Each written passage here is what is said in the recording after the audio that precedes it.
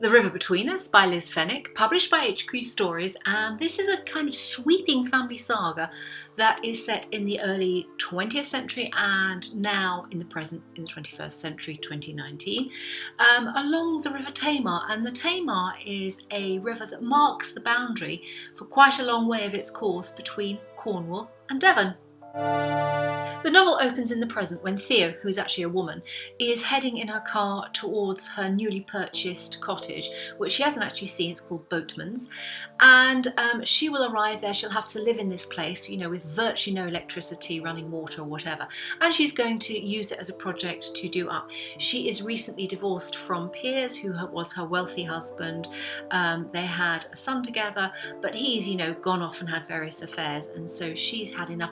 But during the time she was married to him, she was fortunate enough to sort of train as a landscaper, and you can tell throughout the book that Liz Fenwick really likes her plants. There are a lot of references to wonderful plants and countryside, so nature is her very big thing. And to be honest, I follow her on Twitter, and she's often out and about with photographs of her plot walks, so it's really lovely to actually see how her musings on Twitter kind of morph into the finished product, which is this novel.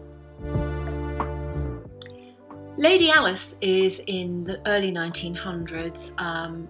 There is the build-up to the war, but nobody actually knows that when the book opens. She is being groomed to be, a wonderful woman who's going to go off and get married and then have children and keep the family line going.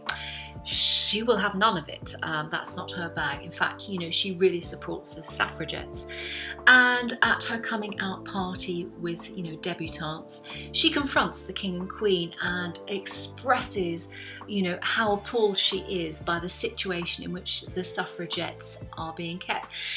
She is packed off by her family summarily down to the West Country, to the area where Theo now finds herself. And as the story evolves, we obviously find out how these two women's lives actually are connected. Back in the 1980s, I always enjoyed reading Joanna Trollope, and I feel that this is kind of like a modern take on, those Argus sagas, those family stories that, are now go back, and there's a huge amount of history. Theo in her cottage has found a whole load of letters that were written from the French fields during World War I to someone, and the initials are A and Z. I'll leave you to draw your own conclusions about what might have been going on.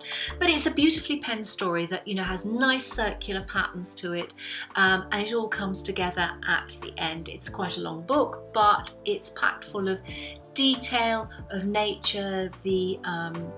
Where the setting where it's set is very much part of the story. So you've got Cornwall, Devon, and the beautiful countryside there.